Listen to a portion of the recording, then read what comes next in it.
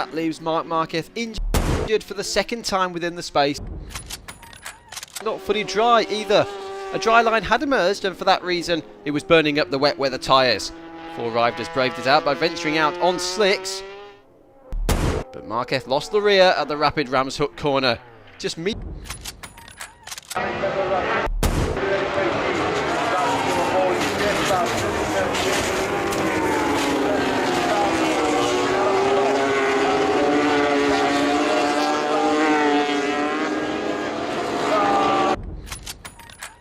As we stand at the moment, they will go straight into qualifying 2.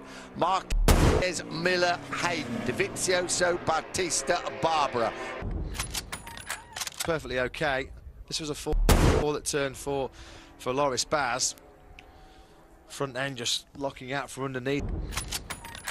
He has crashed out of the lead. We look at the crash once again. Front end, I think, wasn't it? Yeah, front end washing away. Ooh, it's a right side of the track. They're both on the brakes together. Here comes. Ice is down. Spargo's gone.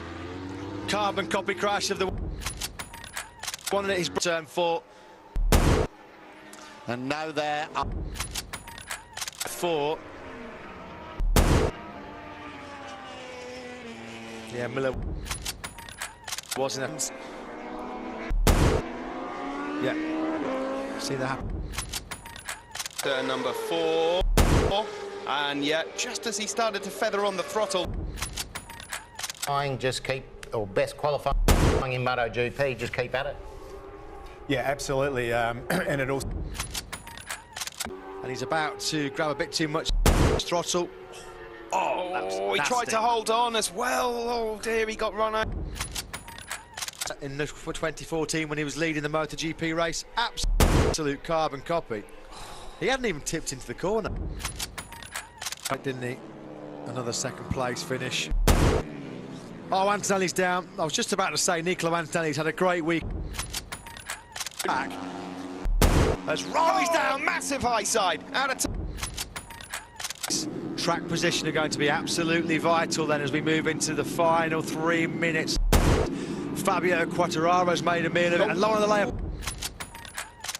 The last place on earth, you want the front end washing out from underneath you, and Jorge Navarro, that was close. And Brad Binder, the new world champion that leads Buliga's fight straight back up the inside.